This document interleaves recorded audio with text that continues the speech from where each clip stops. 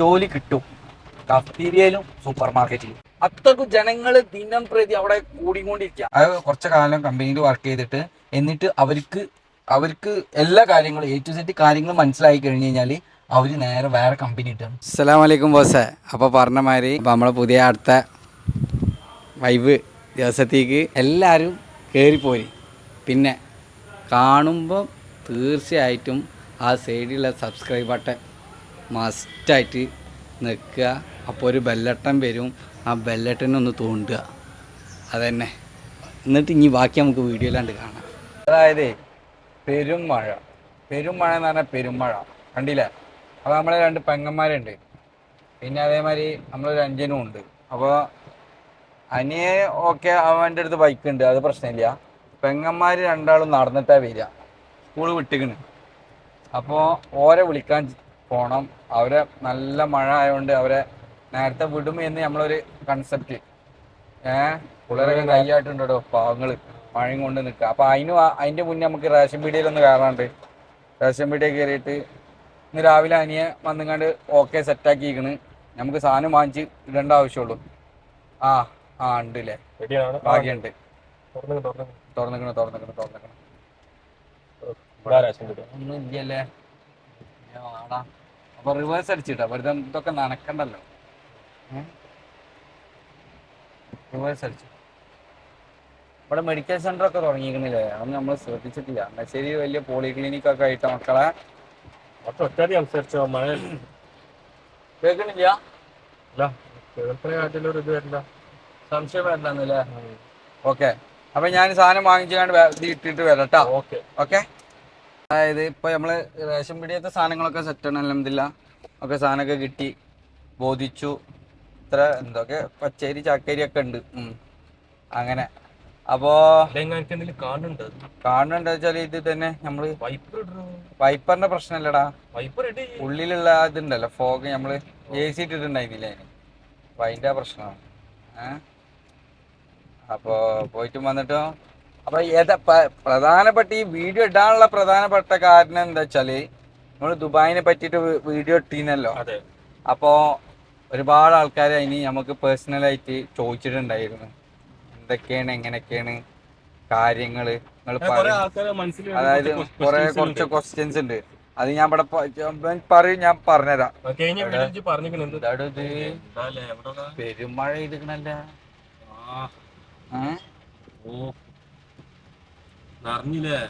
എല്ലാ പിന്നെ ചപ്പാമനെ ഓറഞ്ചിക്കേറ്ററാണ് ഞാനിവിടെ ഓറഞ്ചിക്കേറ്റർ. പുതിയാപ്പിളിയും പുതിയ തരണട്ടോ, കല്യാണത്തിലാണെങ്കിൽ എന്താ കളറാവട്ടെ അല്ലേ. മാഷാ അല്ലാഹ്, മുബാറക്. നടന്നു വരുന്ന സ്കൂൾ കുട്ടികൾക്ക് പാവം ഒരുപാട് പാവങ്ങൾ. പക്ഷെ അതല്ല, പിള്ളേര് പോണൊക്കെ എന്താ ആശ്വാസത്തിലാ പോണത്. ഓർക്കൊരു വൈബിന്റെ വൈബ്. നാളെ ഇനിയിപ്പോ പനി പിടിച്ചാൽ സ്കൂളിൽ പോകണ്ട, അത് വേറൊരു കാര്യം. പിള്ളേർ ഏതാ സാധനങ്ങള് നമ്മക്കെല്ലാം അറിയുള്ളൂ. ഇത് പിള്ളേർക്ക് വലിയ ആശ്വാസമാണ്. എന്താപ്പാ ഷൂസൊക്കെ നനച്ച് കുളിപ്പിച്ചിട്ട്. പണ്ട് നമ്മളൊക്കെ സ്കൂളിൽ പോണ ഷൂ നനയാന്ന് പറഞ്ഞാൽ ഭയങ്കര ഒരു പടി പിടിച്ച കാര്യങ്ങളാ. അങ്ങനെ അപ്പൊ എടാ ആ ക്വസ്റ്റ്യൻസ് പറയും, ഞാൻ ഇതാക്കാം. കുറച്ച് കാര്യങ്ങൾ എന്താ വെച്ചാല്, അതായത് ഒന്ന് ഇതല്ലല്ല, +2 ഒരേ യൂണിഫോം ആയതുകൊണ്ട് മോശമായി മനസ്സിലാവില്ലടാ. ഇപ്പൊ എല്ലാരും ചോദിക്കൂടെ എന്റെ പെങ്ങളെ എനിക്ക് അറിയില്ലേന്ന്. ഇതൊക്കെ കൂടെ ഒരേ വലുപ്പമാണ്, ഒരേ കളർ യൂണിഫോമും, പിന്നെ എങ്ങനെ മനസ്സിലാവുക? കൂട്ടത്തിൽ നിന്നുണ്ടാ മനസ്സിലാവുക? അപ്പൊ എല്ലാരും ഇങ്ങനെ എല്ലാതും ഒരേ മാതിരിയല്ല ചുറ്റി കെട്ടുന്നത്, അവരിലും മനസ്സിലാവില്ല. അപ്പൊ ചോദിക്കും, +2 കഴിഞ്ഞ ആള് ദുബായിൽ വന്നാൽ എന്താ സ്കോപ്പ്, എന്തെങ്കിലും ജോലി കിട്ടുമോ? ജോലി കിട്ടും കഫ്റ്റീരിയയിലും സൂപ്പർ മാർക്കറ്റിലും. പക്ഷെ ഒരു കാര്യമില്ല, മെച്ചുണ്ടാവില്ല.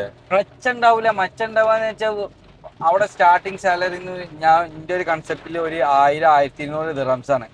അതില് ചിലപ്പോ നാട്ടിൽ പറഞ്ഞാല് 1000-1200 ദിറംസ് എന്ന് പറയുമ്പോ ഒരു 25-26 റുപ്യ കൂട്ടും നമുക്ക്. 1200 പറയുമ്പോ കഴിഞ്ഞപ്പോ കണക്കൊക്കെ കൂട്ടണം, ഏകദേശം പറഞ്ഞാൽ മതി. 10-26 റുപ്യ, 30 റുപ്യന്റെ ചോടെ അതേ ഉണ്ടാവുള്ളൂ.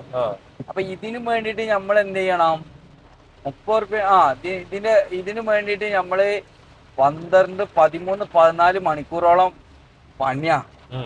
14 മണിക്കൂറോളം വർക്കിംഗ് അവർ എന്ന് പറഞ്ഞു കഴിഞ്ഞാൽ അതും സ്ട്രെയിറ്റ് ആയിരിക്കും. അപ്പച്ചി പറഞ്ഞു പറഞ്ഞത് ഒരു 30,000 റുപ്യക്ക് വേണ്ടി ദുബായിൽ പോയി കഷ്ടപ്പെടുന്നതിൽ വർത്തില്ലാന്നാ? വർത്തില്ല എന്നല്ല, പക്ഷെ ഈ 30,000 റുപ്യക്ക് പോയാല് കേച്ചിലായ ഒരുപാട് ആൾക്കാരുണ്ട്. 850 ദിർഹംസിന് പണിയെടുത്തവരടക്കം അവിടെ വലിയ വലിയ പ്രോപ്പർട്ടി വാങ്ങിച്ച് കേച്ചിലായവരുണ്ട്. പക്ഷെ ആ കാലല്ലേ ഈ കാലം. മനസ്സിലാകണ്ട, ആ കാലല്ലേ ഈ കാലം. വളരെ വ്യത്യാസമായിരിക്കണം കാലത്തിന്റെ ഒരുപാട്. കാരണം അത്രക്കും ജനങ്ങള് ദിനം പ്രതി അവിടെ കൂടിക്കൊണ്ടിരിക്കുക. ദിനം പ്രതി കൂടിക്കൊണ്ട് പറഞ്ഞാൽ അത്രക്കും ജനങ്ങളാണ് വരുന്നത്. അപ്പൊ നമ്മൾ പരമാവധി നിങ്ങൾക്ക് പഠിക്കാൻ പറ്റുകയാണെങ്കിൽ മക്കളെ, ഞാൻ വീണ്ടും പറയാണ്, പഠിക്കാൻ പറ്റുകയാണെങ്കിൽ മിനിമം ഡിഗ്രി എടുക്കുക. പിന്നെ ഡിഗ്രി എടുക്കുക, ഒരു പ്രൊഫഷണൽ കോഴ്സ് എടുക്കുക. പിന്നെ അതേമാതിരി അക്കൗണ്ട്സ് അങ്ങനത്തെ എന്തെങ്കിലും നോക്കുകയാണെന്നുണ്ടെങ്കിൽ അതുമായി ബന്ധപ്പെട്ട ഇത് പഠിക്കുക. അതുമായിട്ടുള്ള കോഴ്സുകൾ ഉണ്ടാവും ആഫ്റ്റർ ഡിഗ്രി കഴിഞ്ഞിട്ടുള്ള ആ കോഴ്സുകൾ പഠിക്കുക.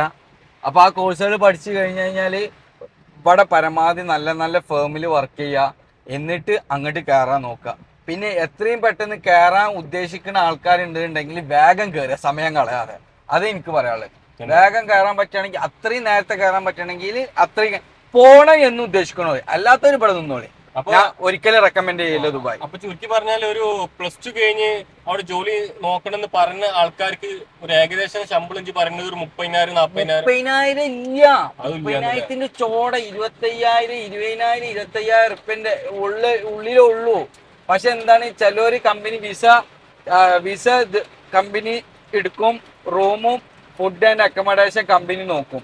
ചില കമ്പനികൾ ഈ വിസന്റെ പൈസ ഉണ്ടല്ലോ, അത് ഇവരെ ശമ്പളത്തിൽ നിന്ന് കട്ട് ചെയ്തിട്ട് ബാക്കിയുള്ള പൈസ ആയിരിക്കും ഇവരെ കയ്യിൽ കിട്ടുക.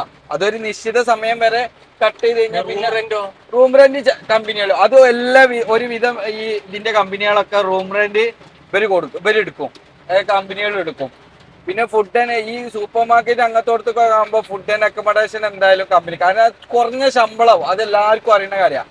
ബേസിക് ആയിട്ടുള്ള അറിയുന്ന ഒരു കാര്യമാണ്. കുറഞ്ഞ ശമ്പളമായിരിക്കും. നമ്മൾ ക്യാമറ മേലൊക്കെ പൊന്തിക്കാത്ത എന്താ വെച്ചാല് ഇവിടെ ഒരുപാട് കുട്ടികൾ ഇത് വിട്ട് പോവാണ്. അപ്പൊ അവരെ മുഖം നമ്മൾ ഒരിക്കലും ഇതിന്റെ ഉള്ളിൽ കൊണ്ടുവരരുതെന്ന് വളരെയധികം നമ്മൾ ശ്രദ്ധിച്ചിട്ടാണ് ക്യാമറ അടിയിലാക്കി പിടിച്ചത്, നമ്മളെ കൊണ്ടാവുന്ന രീതിയിൽ. അപ്പൊ ഇപ്പൊ താൽക്കാലികമായിട്ട് നമ്മൾ ക്യാമറ ഒന്ന് ഓഫ് ആക്കുന്നുണ്ട്. എന്നിട്ട് ബാക്കി നമുക്ക് സംസാരിക്കാം. ഓക്കെ, നമ്മളെ കുട്ടികളെ വീട്ടിൽ ഓടുന്നാക്കി. അപ്പോൾ ബാക്കി പറയാം. നമ്മൾ ചെന്നപ്പോൾ അവിടെ അവർ ഏകദേശം വിട്ടില്ല എന്നുള്ള ലെവലിൽ നിൽക്കണേ. അപ്പോൾ ടീച്ചറോട് നമ്മൾ കൊണ്ടുപോയിക്കോട്ടെ എന്ന് ചോദിച്ചപ്പോൾ ടീച്ചർ പറഞ്ഞാൽ ആയിക്കോട്ടെ, കുഴപ്പമൊന്നുമില്ല, കൊണ്ടുപോയിക്കോളി. മഴയല്ലേ, വേഗം കാരണം നല്ല വെള്ളം ജിജി കണ്ടില്ലേ എന്തുമാതിരി വെള്ളം. ഒരുപാട് ബുദ്ധിമുട്ടാണ്. ഞാൻ കാണിച്ചതിലൂടെ പിള്ളേരല്ല കോളല്ല ഉഷാറായിട്ട് നടന്നിട്ടല്ലേ പിള്ളേർ ഇതാകണ്.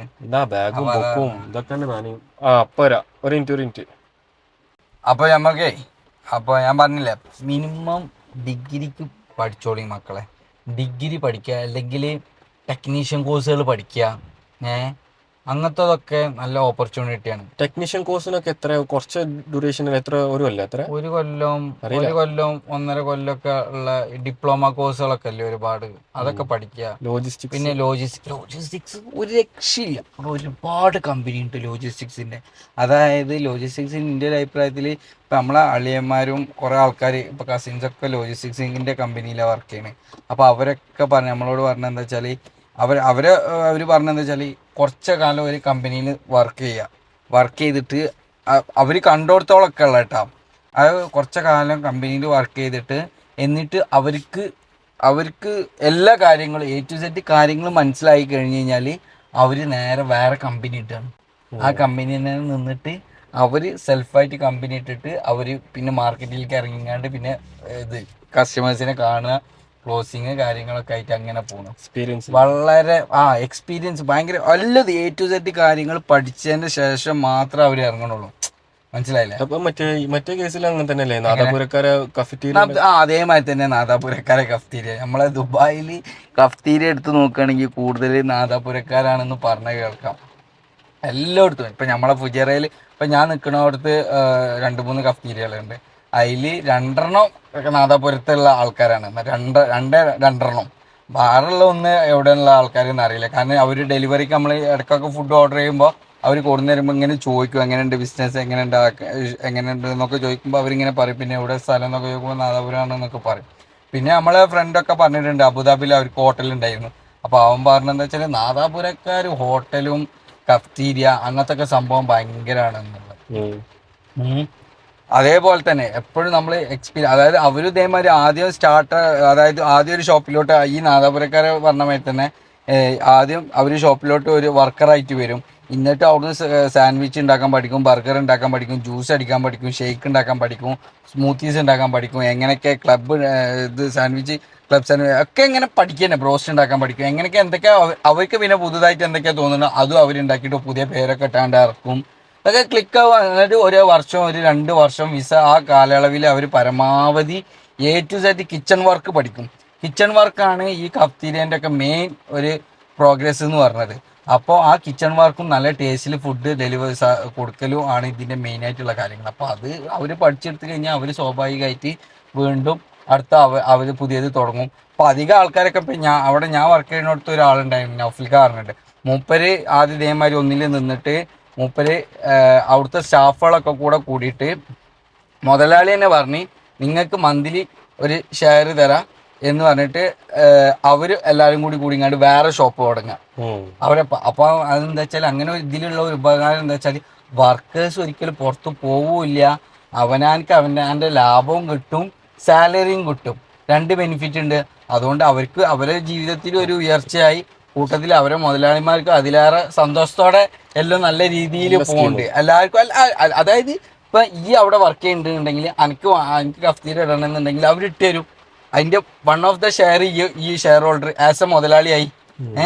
മനസ്സിലായില്ലേ? അപ്പൊ 2 കൂട്ടർക്കും ശമ്പളം കിട്ടും, 2 കൂട്ടർക്കും നല്ലൊരു മ്യൂച്വൽ അണ്ടർസ്റ്റാൻഡിങ്ങിൽ പോണ കാരണം കൊണ്ട് ഓർക്കും നല്ല രസമാണ്. കാരണം അവരെ ഒരു പേരിലൊരു ബ്രാൻഡായിട്ട് തന്നെ തുടങ്ങണവരുണ്ട് കുറേ ആൾക്കാർ. ആ ഒരു ബ്രാൻഡ് തുടങ്ങിക്കഴിഞ്ഞാൽ അതിനനുസരിച്ച് ആ ബ്രാൻഡ് ഇവിടെ ഉണ്ട്. ഓരോരോ ഏരിയയിൽ ഇങ്ങനെ ഫ്രാഞ്ചൈസി കൊടുക്കണ മാതിരി അത് നല്ലൊരു സംഭവമല്ലേ, ബിസിനസ് ഗ്രോത്തും കിട്ടും.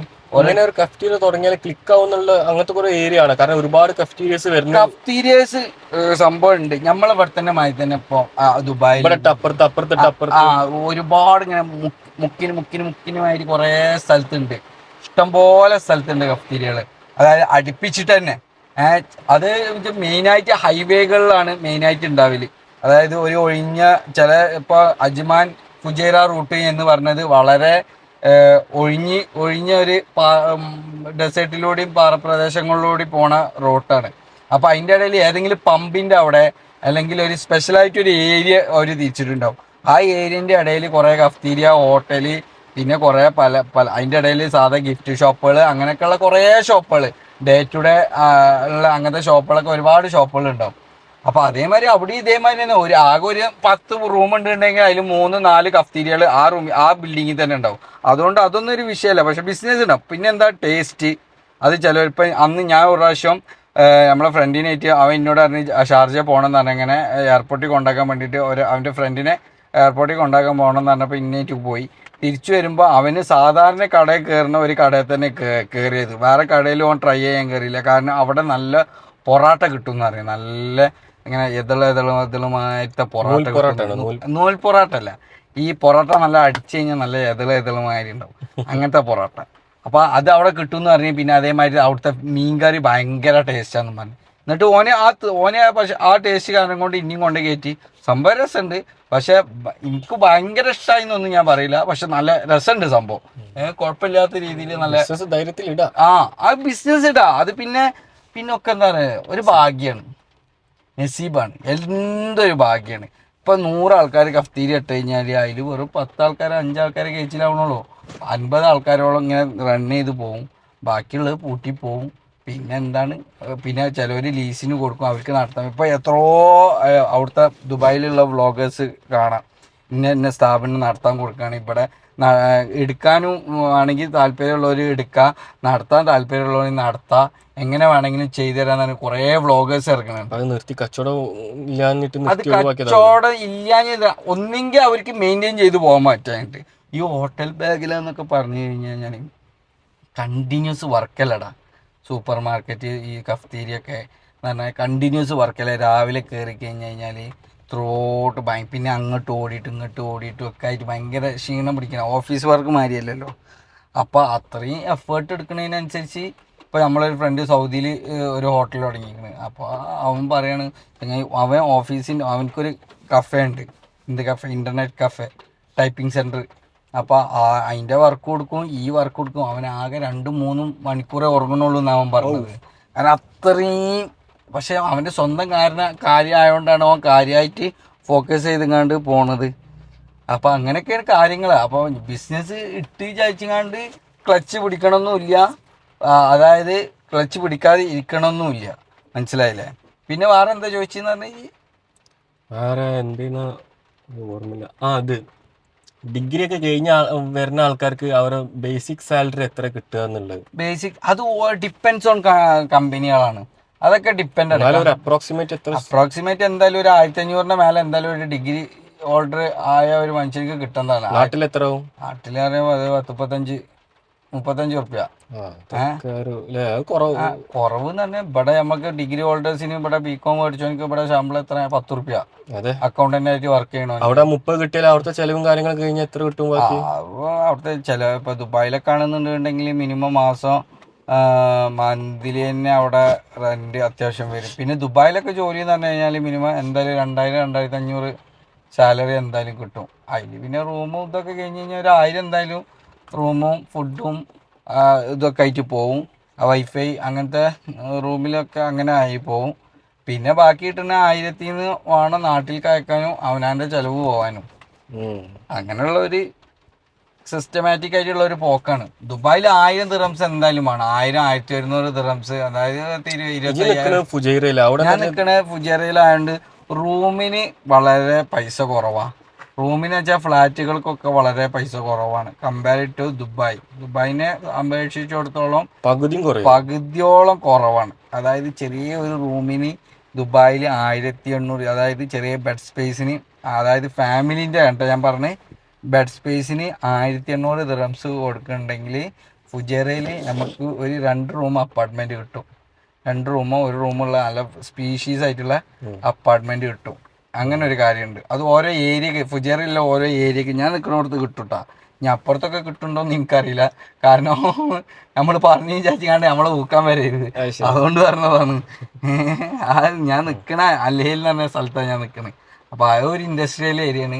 അത്ര ഭയങ്കര സംഭവമായിട്ടില്ല. കാരണം ഒന്നാമത് അവിടെ ഗ്യാരേജസും പിന്നെ സ്ക്രാപ്പ് പിന്നെ ഓട്ടോ പാർട്സ് അങ്ങനത്തൊക്കെയാണ് അവിടെ കിട്ടുന്നത് കംപ്ലീറ്റ്. പിന്നെ അതിൻ്റെ ഇടയിൽ കുറച്ച് സൂപ്പർ മാർക്കറ്റ്, കുറച്ച് എന്താണ് ഹോട്ടലുകൾ, അതായത് പാകിസ്ഥാനി, പഞ്ചാബി അങ്ങനെ ഓരോ വിഭാഗക്കാരെ ഹോട്ടലുകളും കുറച്ച് ബേക്കറി കമ്പനികളും പിന്നെ എന്താ പറയുക ആട്ടല്ല എന്താണ് റൊട്ടി കടല്ലേ, വലിയ റൊട്ടി കട, അങ്ങനത്തെ ഒരു ഏരിയയാണ്. അവിടെ കൂടുതലും ഇതന്നെ സ്പെയർ പാർട്സിൻ്റെ ഷോപ്പും ഈ ഗ്യാരേജസും ഇഷ്ടംപോലെ. കാരണം അവിടെ നല്ല വണ്ടി വരുന്ന കാരണം കൊണ്ട് അവിടെ നല്ല ഭയങ്കര എപ്പോഴും തിരക്കാണ്.